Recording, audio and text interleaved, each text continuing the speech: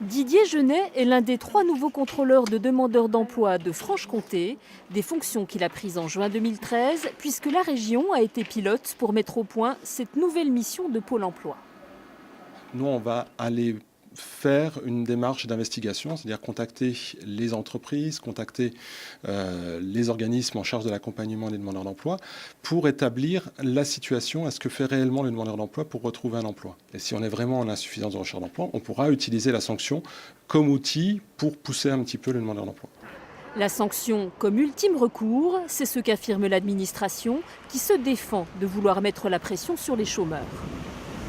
L'objectif de l'équipe dédiée au contrôle de la recherche d'emploi est bien de faire prendre conscience aux demandeurs d'emploi de ses obligations, de ses devoirs, mais aussi l'aider éventuellement, si c'est le cas, à redynamiser sa recherche d'emploi. Un discours qui ne choque pas les demandeurs d'emploi que nous avons rencontrés ce matin. Je pense qu'avoir des contrôles quand on recherche du travail, pour moi, ça me paraît normal.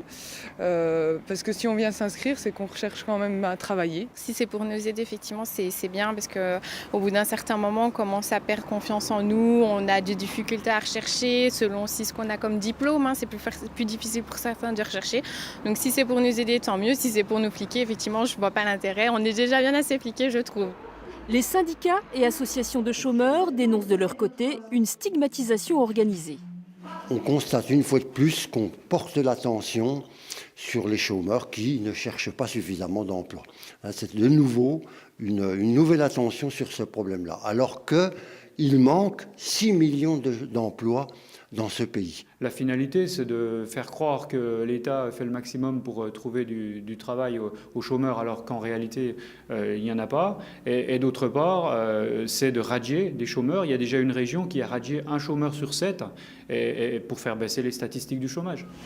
En octobre dernier, Pôle emploi avait admis, lors d'un premier bilan, que 35% des chômeurs contrôlés dans la région avaient été radiés. Aujourd'hui, l'institution s'est refusée à toute statistique.